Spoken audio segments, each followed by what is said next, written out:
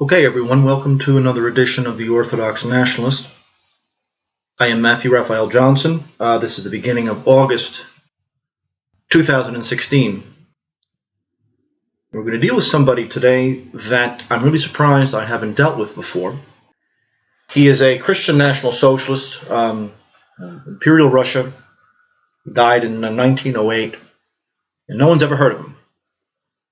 Even in Russia, and yet at the time, he was extremely important and very influential to the point where Tsar Alexander III donated money to his cause. And this is Nicholas Nepluyev.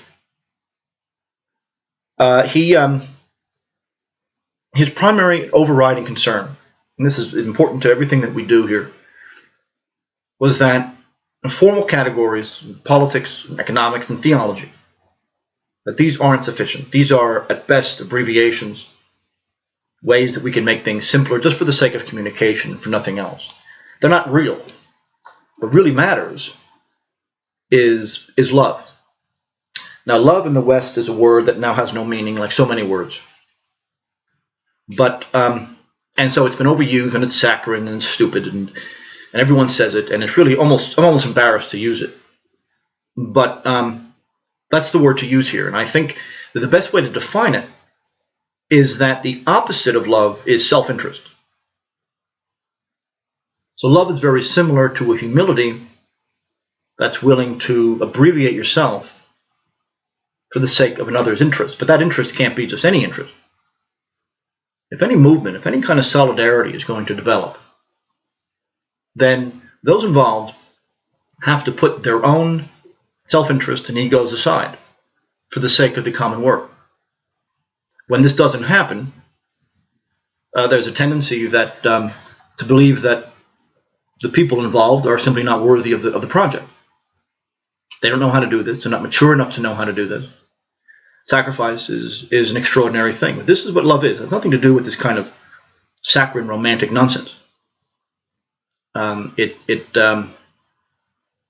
It's closely related to the root of the word Philadelphia, the nature of brotherhood and solidarity. The solidarity implies that I'm willing to be harmed, to hurt myself if necessary, for the sake of the common good.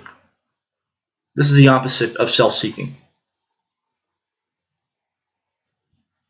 Nepluyev is he's an aristocrat, he's well educated, and he sees before anything else, he sees that the fall of man, the fall of Adam, which to him was very real, occurred because a demon was able to provoke the passion of pride. Everything comes back to the ego. The minute the ego is let loose from its cultural cage, and worse, justified by the system, there's no controlling it. Just today, I'm reading that the Nestle Corporation is buying up a lot of the water resources in Arizona, and now is bottling those up and selling them at a premium to cities in central Arizona that are suffering badly under drought conditions. Now, like it or not, that's capitalism. Like it or not, that's the free market. Like it or not, that's one of the things that happens when people pursue their self-interest. See, if somebody in those cities had been pursuing his self-interest one way or another, and is, maybe unsuccessful, what grounds does that person have to stand on to condemn Nestle? He has none.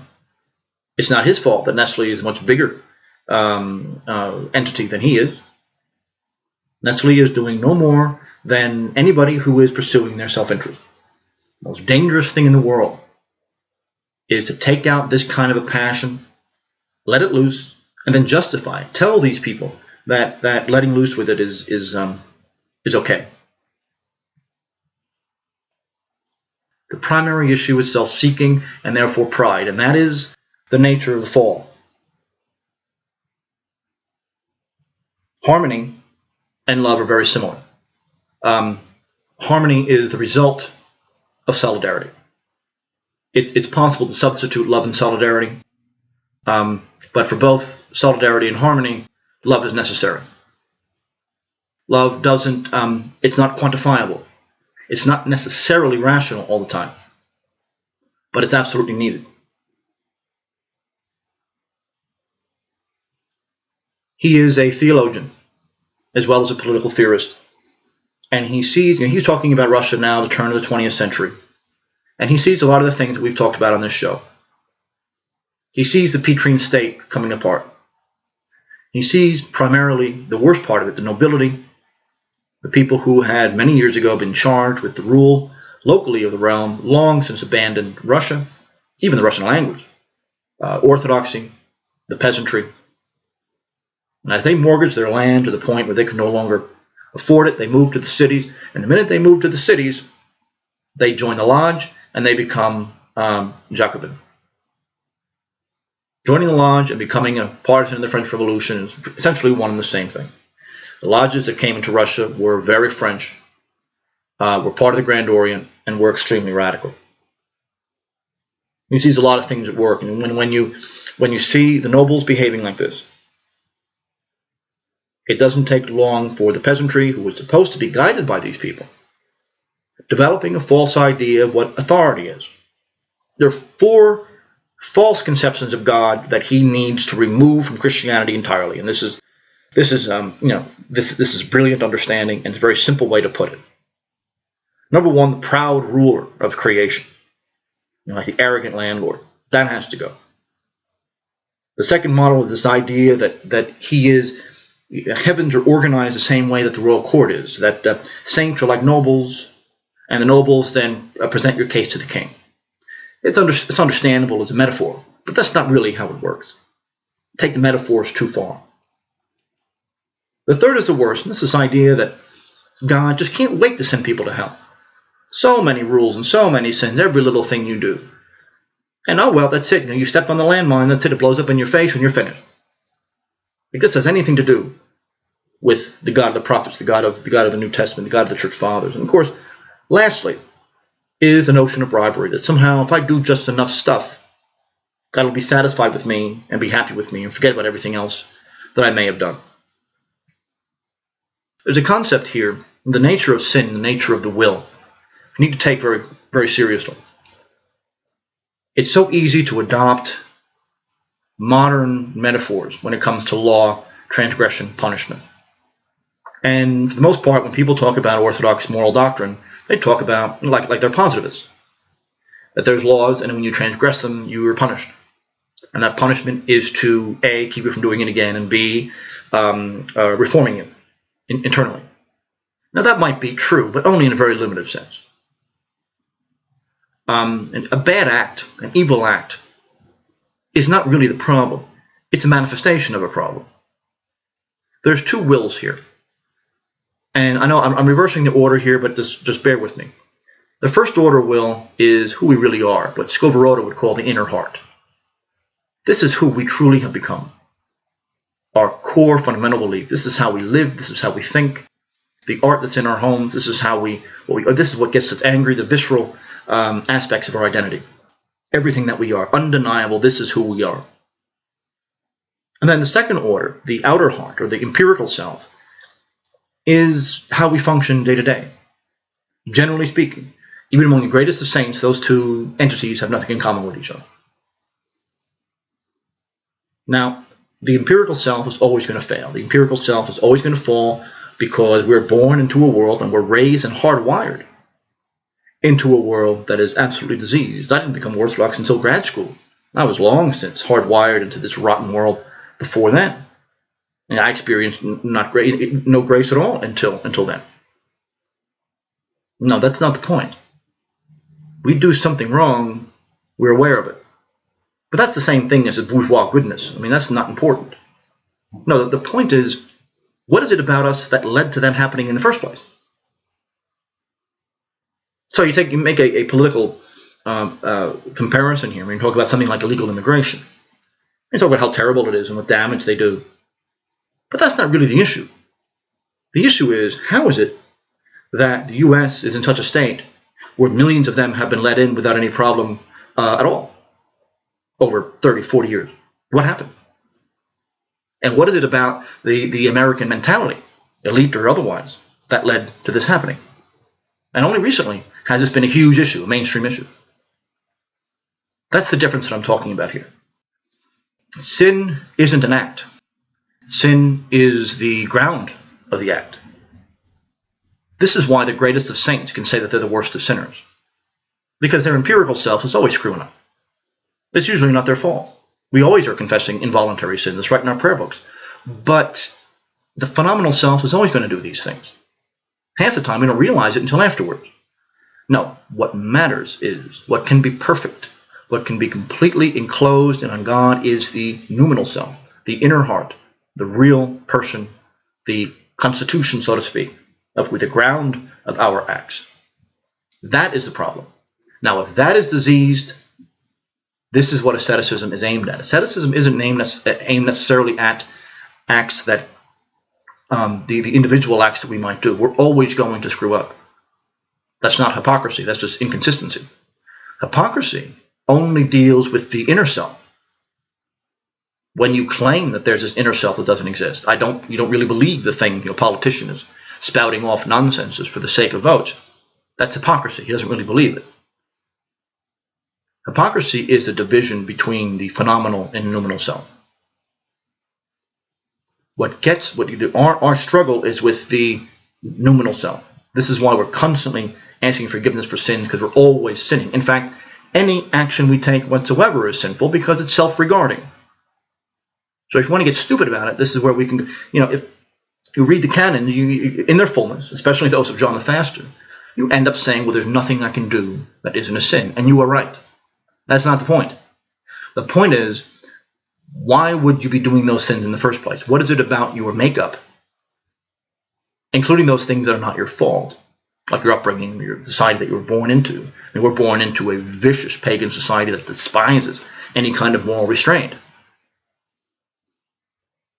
We're hardwired into that. That's how the human brain works. That doesn't prevent us, however, from building a rational, orthodox life and making it the foundation of our person. Yeah, we're rotten people and we're always going to screw up. That's not really the issue. You're not going to go to hell for that. And that's not what hell is anyway. The question is your noumenal self. And this is one of these things that moderns use terms like sin and law and transgression. We're not even using the word in the same way. Usually, the ancients used ourselves in our actions, things like they're referring to the noumenal self, knowing full well that we make mistakes. That's not a philosophical interest. All that really matters is who we are and what we have built. So if you're dissatisfied with that, your job then is to pull yourself apart, all aspects of your life, and then slowly put them back together with God at the center. I did that in grad school. It was a painstaking process, but that has everything to do with my consistency and focus later on. It's a painful process, and you will lose friends, and people will hate you for it, and they won't get it. So what? You suffer. People suffer. Again, the only thing that matters is not this phenomenal question. The question is this noumenal self. So now, Neplyuev. It's a very similar idea.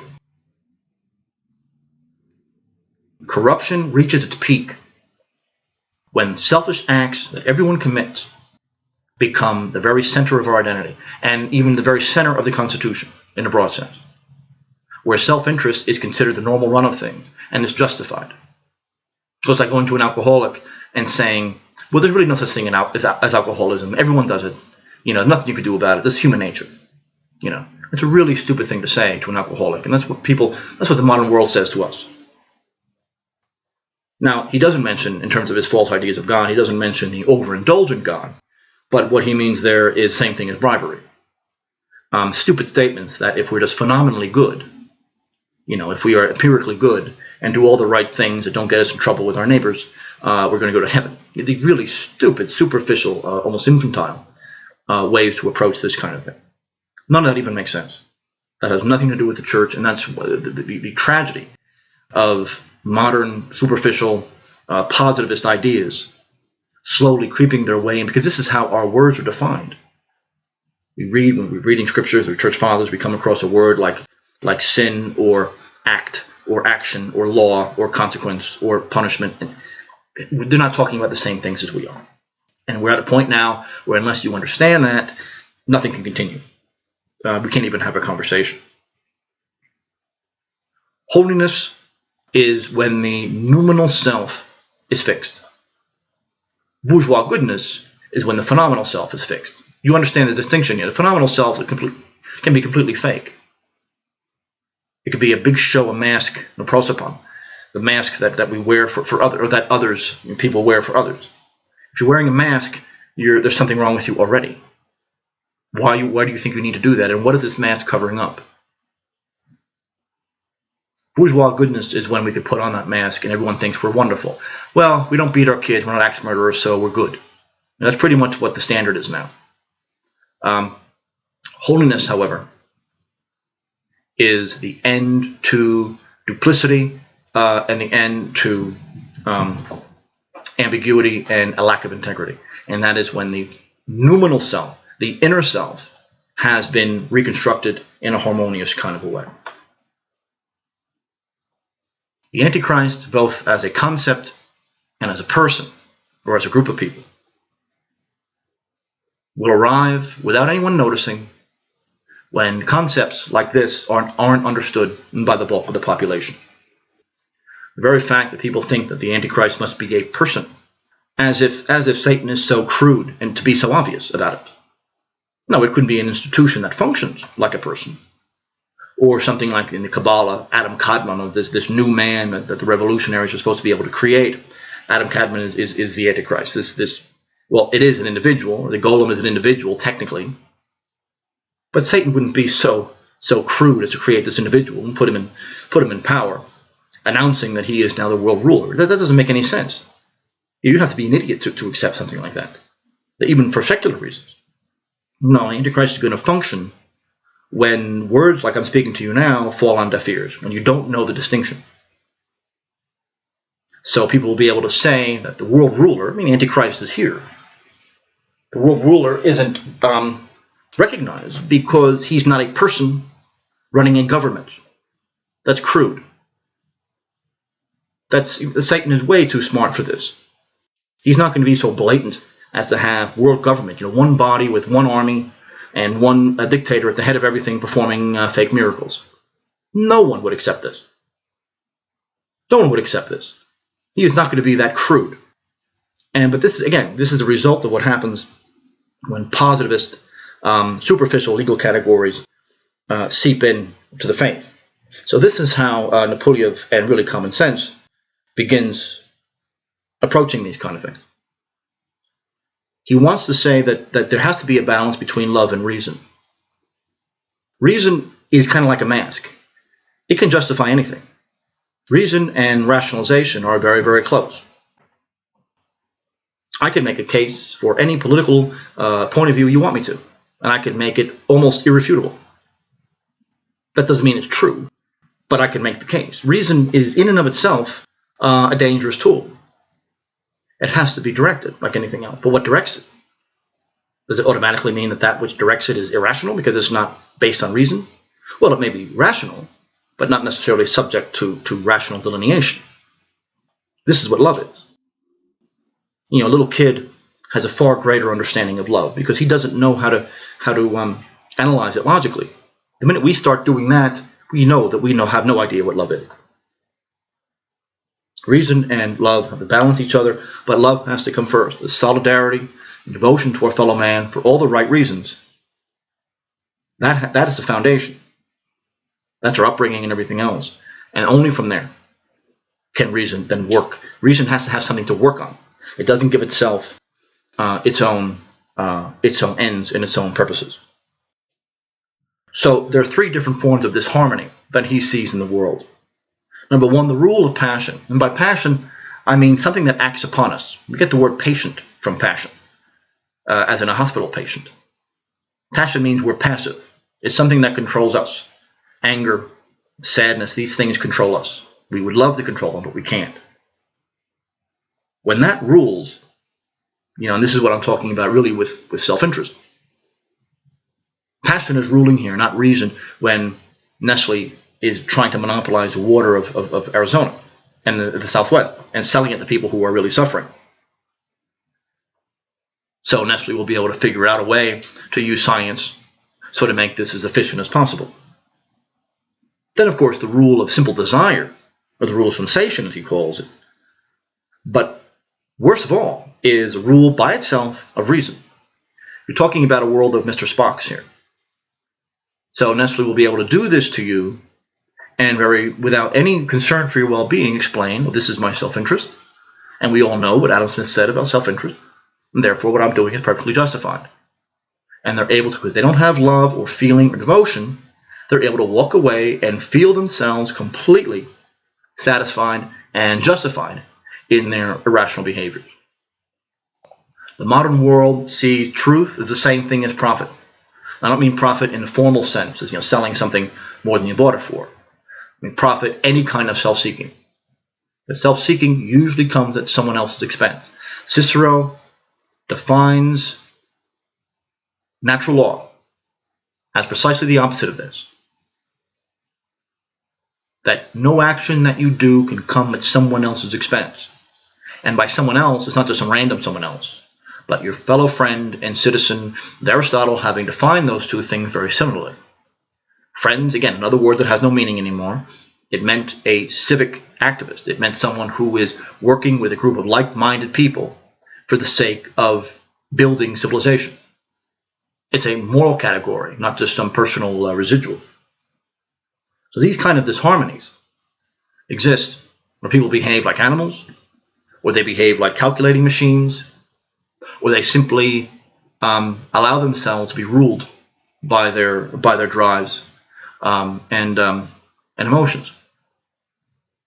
Every time I go by one of these strip clubs on the road, I say, "Oh my God, how could anyone possibly think that deliberately provoking the male libido is a good thing?"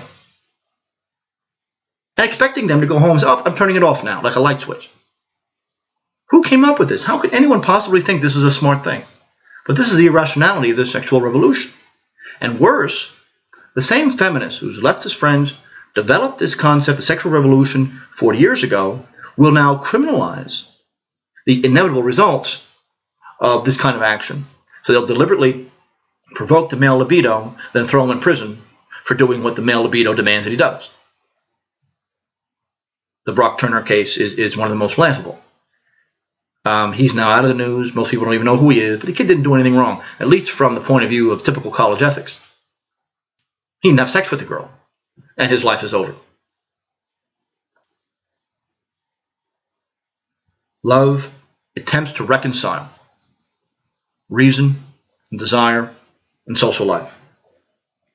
And one of the ways it does this is through a concept that's come on this show before. It's essential to the social ethics of Skovoroda in Ukraine, and that is vocation. And that is the notion that the heart, the soul of every person contains this purpose.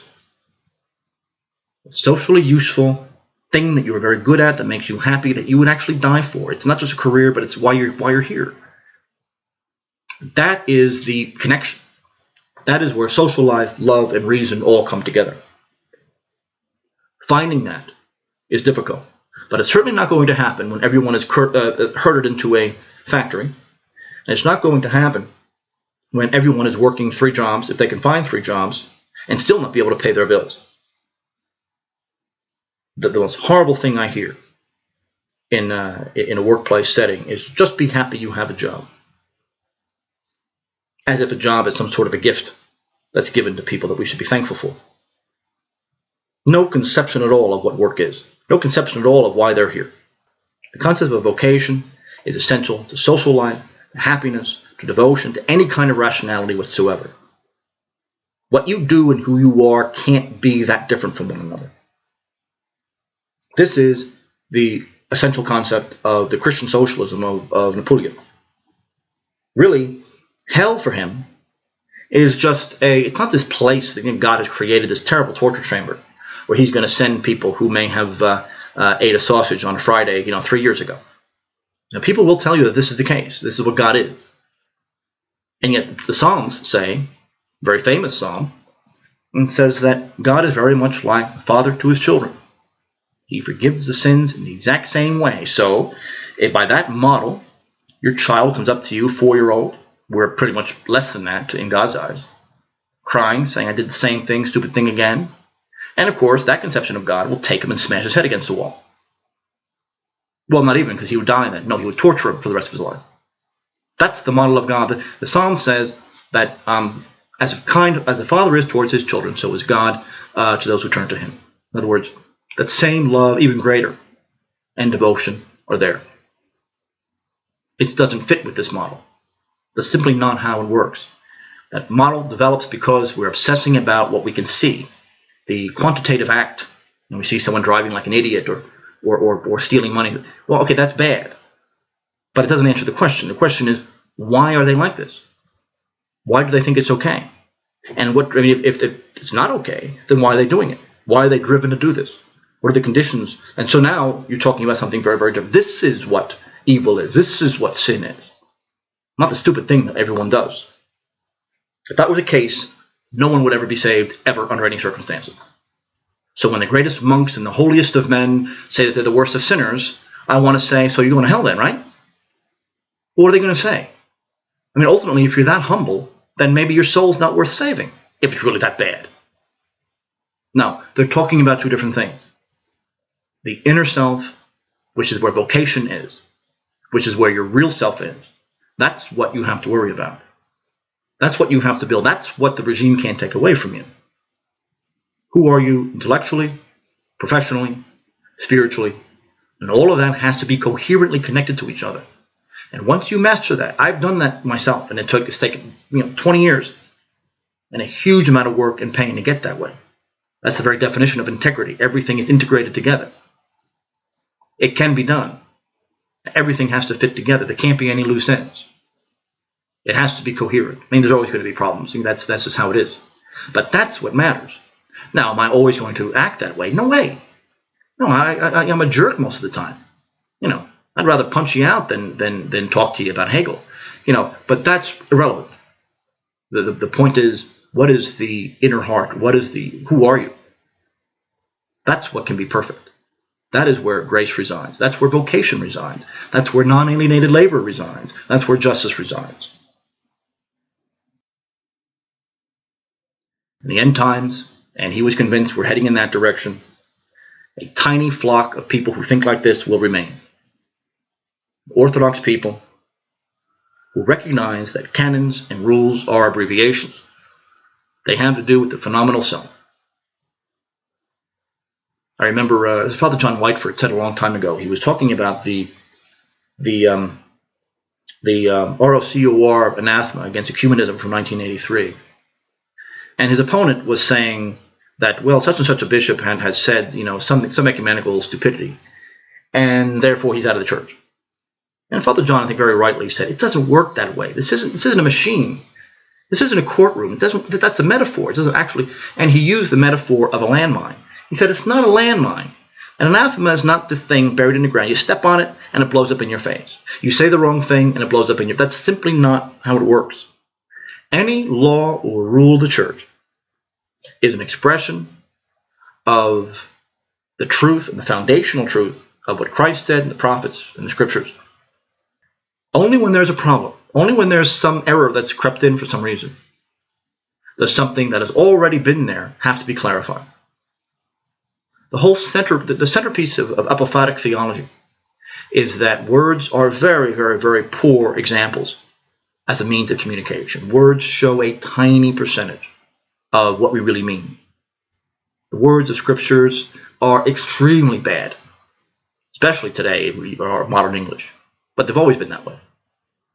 The truth that Christ is speaking of can't be contained in words, but unfortunately it has to be, because you can't talk to anyone about it unless it is. Grace will then bridge that gap. But, and Gogol says this as well in his letters and elsewhere, the word is unfortunately very weak, especially for us.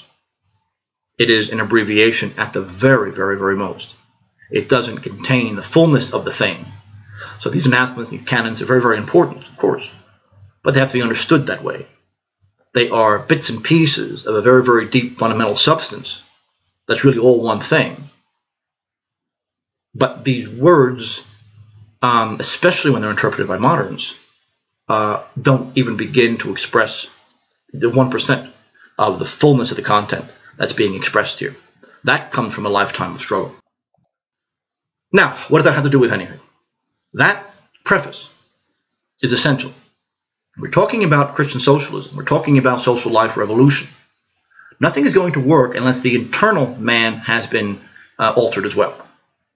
Revolutionaries, the leftist socialist types, believe that when the right people take over government, the people who had the least amount of morals shoot their way into Congress, in the boardrooms of the big companies, and kill enough people to make sure that they are solidified in power.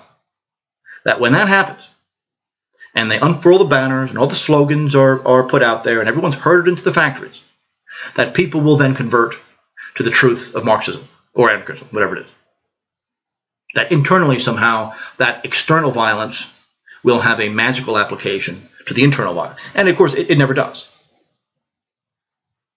The internal life has never changed. This has been a problem of Christianity since its inception. You can talk about an empire that is Christian, and some have been very successful in this regard. But as individuals, people are still rotten. And people can be still rotten while remaining quite holy. Because who they really are, their deep noumenal self, isn't always represented in their phenomenal acts. The question is, why do they act that way?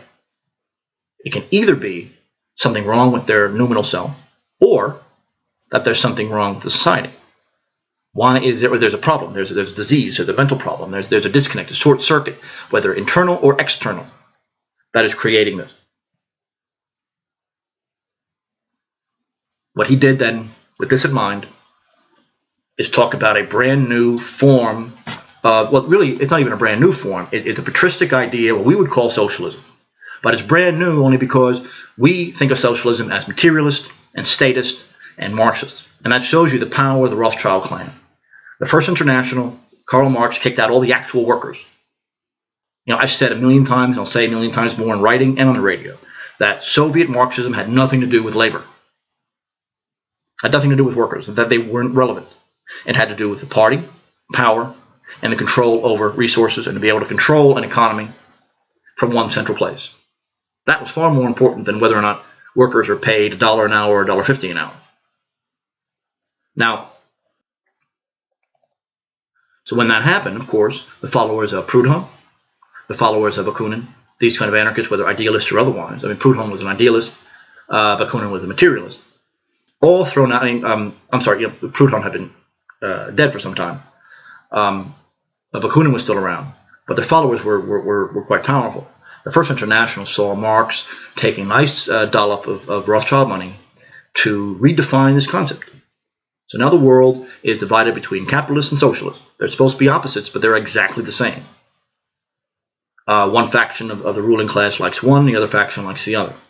Karl Marx made sure to throw out all actual workers, and absolutely was outraged. If you read Paul Johnson's Intellectuals, he will give an account of Karl Marx's rage and screaming and yelling when it was suggested to him that workers should actually have something to do with a Marxist government. The most outrageous concept he thought it was. And Bakunin and the anarchists were kicked out. And Bakunin then wrote later on, very famously, it's amazing how much power that Rothschild money has. He attacked the Jews, saying the Rothschilds, and they're creating this Jewish ethnic movement and pretending that it's socialism. So that's the unfortunate thing. You know, folk music gets hijacked by commercialism and the left, and socialism gets hijacked by internationals who don't give a damn about society or labor. And the fact is that the church fathers, with very few exceptions, rejected private property exclusively. That any claim to private property was absolutely outrageous. St. Ambrose was the most vehement here. And that when private property dominates, that ruling group then uses the state for their own purposes, create wars just for their own profit rather than for defense. And of course, he's talking about senatorial Rome, not the empire. The emperor, of course, was more powerful than the senators, and that's why it was a far more just society than the oligarchy. They rejected private property entirely. Now, by private property, we don't mean your toothbrush or your house or your bicycle, we're referring to capital, that which can produce the things that are socially necessary. When Karl Marx referred, this is another one of these phrases that no one knows what it means anymore, private property didn't mean your personal property. It meant capital. The idea of privately owned capital in the Church Fathers was absolutely outrageous. Part of the reason was that because it automatically represses the idea of vocation. Now, how are we to recreate? I mean, Nepluyev sees this disease coming into Russia. Russia is a little slow in that regard because the monarchy had protected it against some of the worst elements of Western egocentrism. But he is seeing it with the French penetration, the British penetration in Russian life intellectually and economically. It comes from the late part of Alexis's reign, and Sophia, and then Peter the Great, who was the first revolutionary, the first Bolshevik in Russia, and attempted to create this brand new noble class that had nothing to do with Russia at all and didn't even speak the language. Peter was, of course, a Freemason, had been, according to Robert Massey, his main biographer, had been initiated in Holland in his great embassy. He sees the results of this. The results of this are egocentrism, the market, the belief in profit, thriving at someone else's expense. And the average American is going to say, well, that's how everybody is. You're being stupid. Unfortunately, only an alienated American can say that. Yeah, I mean, I get it. That's all we see 24 hours a day. When we see someone decent out there, we wonder what his angle is. Well, there was a time in history where that wasn't the case. The things that are normal in American life would have sent you to the gallows 200 years ago, especially in a place like Russia. The peasant commune is the absolute essential institution, both economically and as an ideal, almost a metaphor for the entire country. Self-seeking was absolutely out of the question.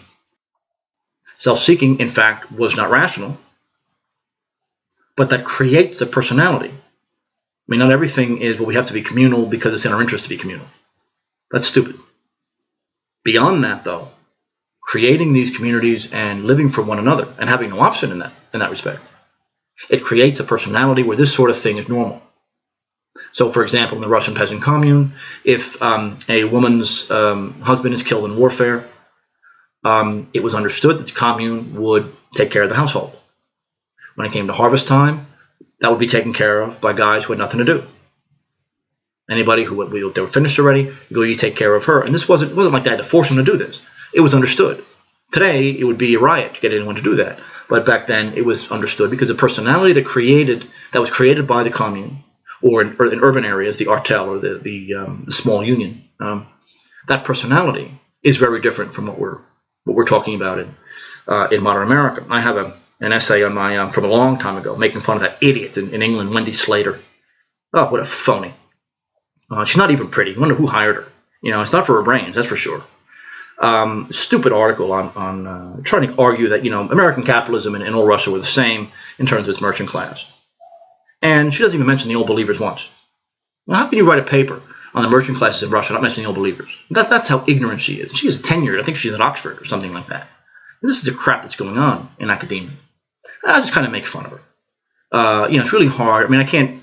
She's obviously, I don't know. Maybe she knows someone, or maybe she's just really good in bed. I don't know why they gave her tenure.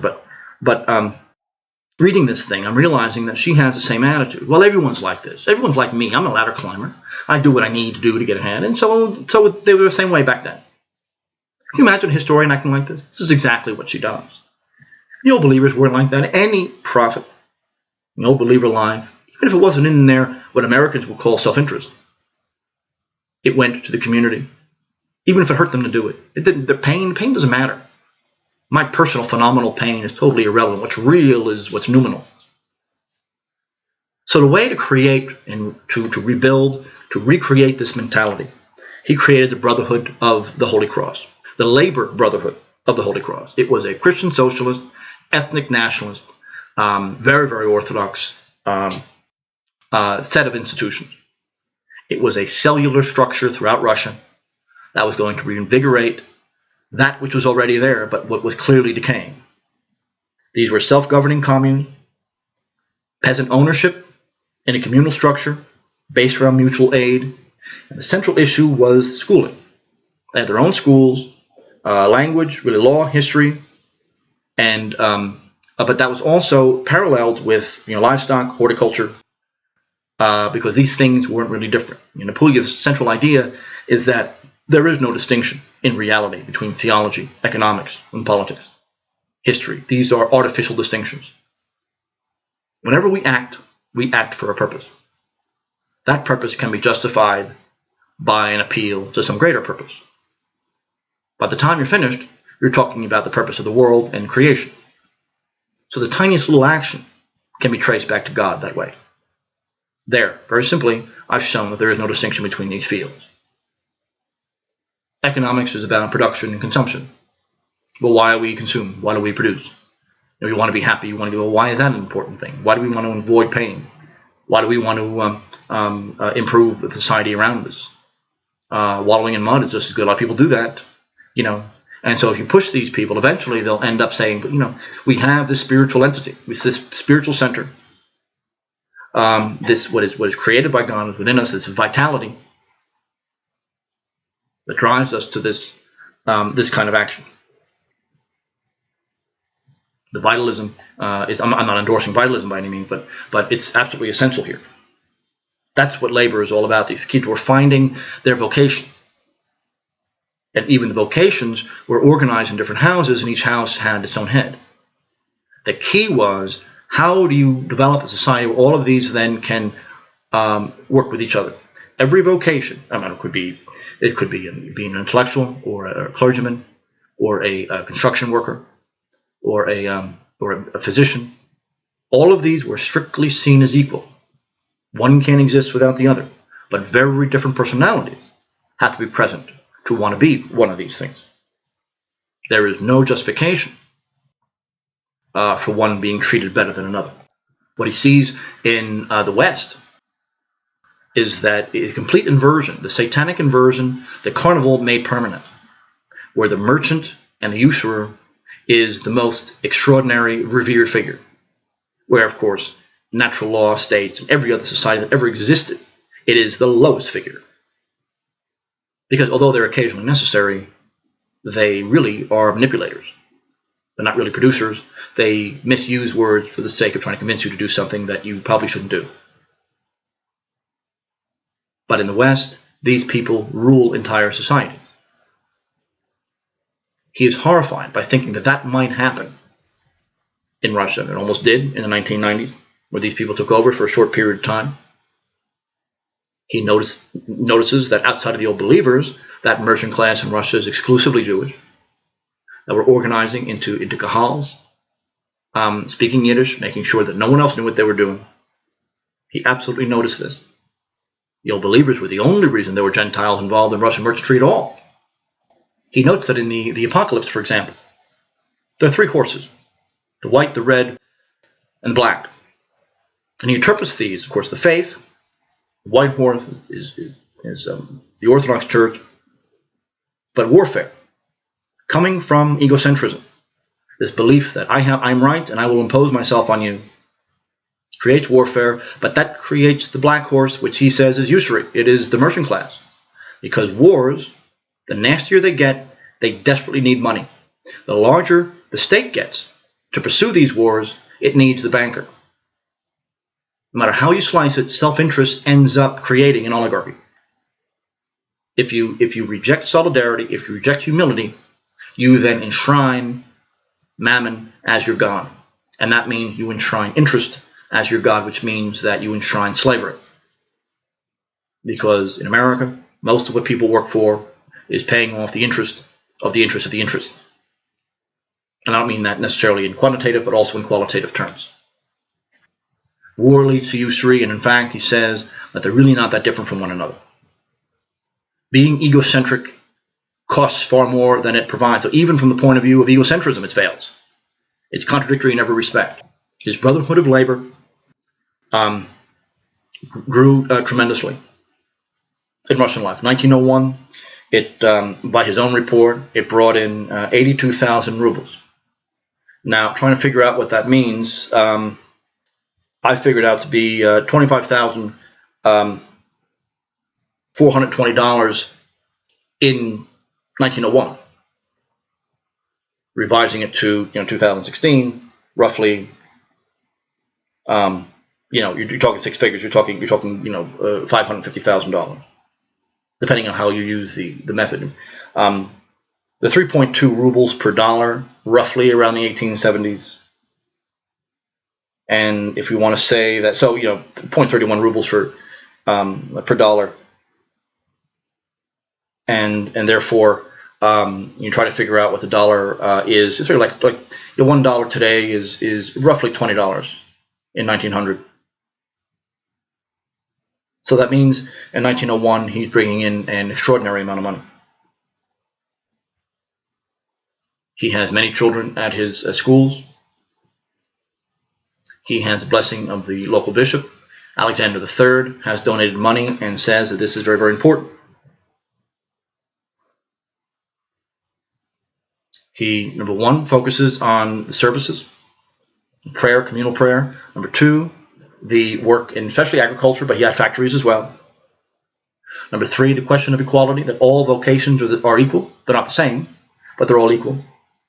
And finally, that everything has to have its ground in love, and what we've been talking about. And he defines it in his later works. It defines it not so much in and of itself, but something is a result of love because love creates peace, patience, and integration. Someone says that you have integrity. They usually don't know what they mean. Integrity means that all aspects of your life and the society around you, if the society is healthy, have been successfully synthesized in yourself to create a focused individual self, a person. The opposite of that would be somebody who has one personality for their boss, one personality for their wife, one personality for their church. That's something that is to be condemned. I personally have gone out of my way to make sure that's never the case. I'm always the same no matter where I am, one personality, one set of priorities.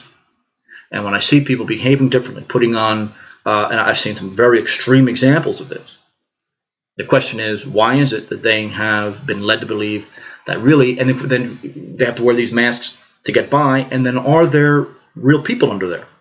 Is there a real individual? You take those masks away, who's left? For him, there's no separation between religious thought and social life. Religion is never individual. It doesn't make sense. Liturgy itself, its Greek word, means the common labor. Class rule is absolutely unjustifiable. When I say class, in this case, I don't mean vocationally. I mean, a few centuries ago, class referred to vocation, function. Today, it refers to income. He's using it to refer to income. Class rule, meaning the rule of the wealthy over others, is unjustified. There's nothing special about money, and usually people who have amassed a huge amount of it don't deserve it. They don't work that hard. If they cured cancer, maybe, but none of these people have. And something important. Stop obsessing about externals. The external is the same thing as a mask.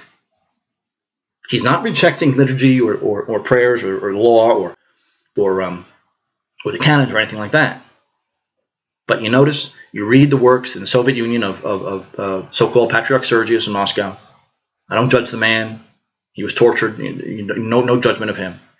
But he didn't violate any canons. He was quite proper in everything he did, but he served the Soviet Union and destroyed the church. Obviously, the externals of the canons aren't sufficient, and actually they can be used to destroy the church. External piety is phenomenal, not noumenal. Therefore, it's false. Unless, of course, it comes from the noumenal. And that way, you wouldn't have to make a show of it being external. Socialism, for him, it really is. Socialism has been hijacked like so many other things. And in his mind, the atheist, materialist parties, movements have come into existence because the church has not, or the state has not, developed this firm ideological sense of social equality in the true sense of the word.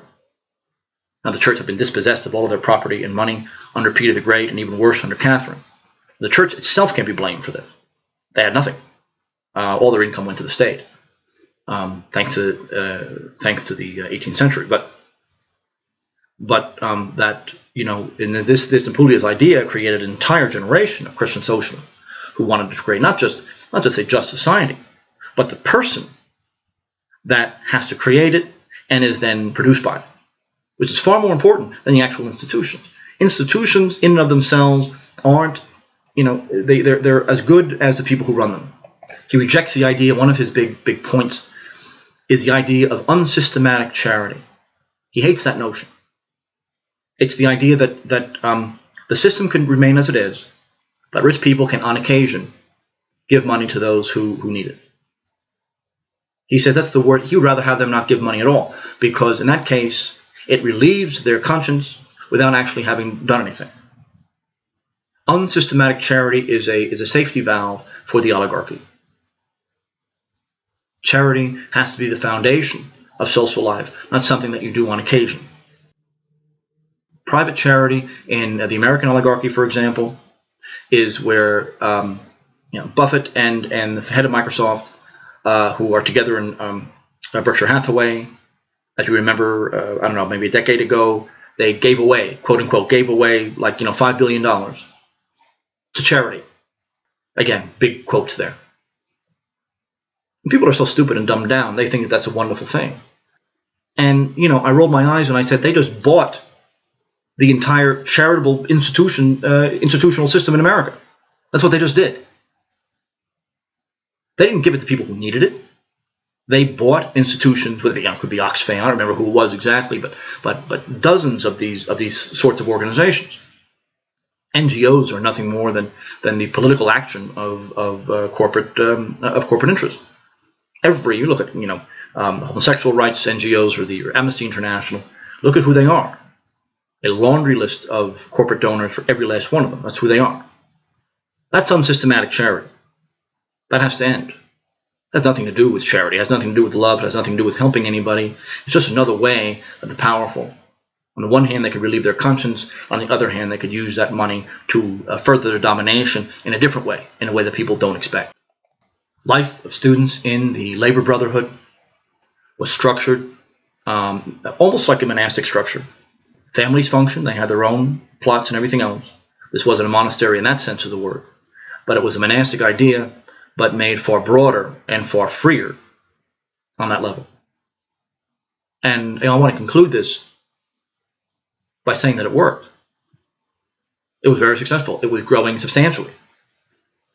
And even as it's growing, even as its students, people who came out of this, were quite different than those who had not. They had a completely different mentality. Remember, the word education, another one of these words, no one knows what it means anymore. Education had nothing to do with schooling. I mean, schooling was one small manifestation of it. But education meant everything having to do with your culture and how the next generation is brought up. So it would include parenting, it would include media, it would include churches, it would include ideology, everything that the child is exposed to. That's what education is, not just schooling. And everything else is just, of course, in the private sector, therefore we have no right to talk about it. But in his case, it was a structured life based on absolute solidarity, and the income for each of the houses was divided equally. And there were no exceptions to this. Because even if someone had done better or worked a little bit harder, there's a reason for this. There's a reason for this that has no merit necessarily to their own. There's a reason for this. There's a reason why they're doing things. And of course, the way that these things are structured, it was very difficult for one person just to slack off. You join this community, it's understood that you are going to work at the same level as everybody else. And you're not doing this for your own purposes.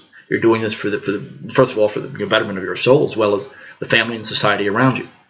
You're living a life as naturally as possible. What we live today is unnatural. Pursuing profit in the broad sense of the word is unnatural and bizarre. It doesn't satisfy anybody. The richest people in the world don't just retire. They continue to collect and demand and seek more. And if it's not money, then maybe it's women or maybe political power or something else. Buying universities, whatever it takes. It never ends. So therefore, that's not satisfying. That's not what we're here for. business sense is necessary. But no one, has earned as much as the Carnegies, the Rothschilds ever earned. It's not earned; it's expropriated. Those who are extraordinary because they were born and raised in a healthy society. Extraordinary people exist because of their genetic background, because they were encouraged, because of the books that they were given, the encouragement that they were given. That's not their merit. And so to profit from it more than little is absolute false teaching. So the stress here was equality, not sameness by any means. Vocations, functions, personalities, these are always different. Society couldn't function with just one personality. But to accept inequality is to say that the doctor is more important than the policeman. That's stupid. The doctor couldn't function without a policeman, and vice versa. He sees Russia losing its national identity. He sees compartmentalization. In other words, one person is one way in the economy, another way at church. One set of ethics there, another set of ethics somewhere else. The intellectuals were a disaster. Ideology, to the extent it existed at all, ideology is simply too abstract. The intellectuals were promoting these utopian ideas of socialism. It doesn't actually include workers or people. They're categories. They're myths. My doctoral dissertation was on this phenomenon. You have these ideals and myths in George Sorel's sense of the term myth, and then you win the revolution, and you realize that, well, wait a minute, you have to deal with actual people now. So you have a huge gap between the ideology and people. That gap is filled by force. That's the nature of a revolution in its violent stage. And that's Michael Oakeshott's work on rationalism, and that was my doctoral dissertation. So it had to do with the abuse of language and ideals in a revolutionary situation. Revolution, again, in the broad sense of the term. And the same situation occurs here, and we said this already. Revolutionary group takes power, for better or for worse, realizing that now we can't just talk about this stuff in the abstract. We're talking about actual people and families and workers. Bolsheviks, not caring about any of that stuff, that didn't bother them. But revolutions have a tendency to fail for that reason, that they can't make that switch. In the Bolshevik case, the U.S. and the West was constantly bailing them out with food aid, so their economic disasters weren't a big problem. And then American industrialists built their fundamental heavy industry, so really their own stupidity wasn't relevant. And that was Trotsky's whole thing, and then it became Stalin's whole thing. The concept of harmony between mind and body, between society and family, the nesting or the symphonic personalities of the family, the commune, the parish, the locality, the nation, and the church as a whole. All of these, both internally, in terms of our own mind and functioning, as well as the external world around us and how these institutions work, have to exist and have to function integrally, like a symphony. That's why the concept of symphony is so important in Orthodox political thinking. And that institutions are expressions of this harmony. They're not goods in and of themselves. Synods aren't holy in and of themselves. They're institutions of convenience. They're essential, they're part of the empirical world. They're there to organize things. They're usually a pain more than anything else. They don't rule the church in the sense that God rules the heavens. That's not how it works. That's not the concept of rule that they meant. We're talking about something based on love, charity, and solidarity. Those are not abstractions. In this day and age, we're fighting and bleeding for each other. We know what that word means. And that's why Christian socialism is so important. Thank you for listening, and I'll talk to you next time.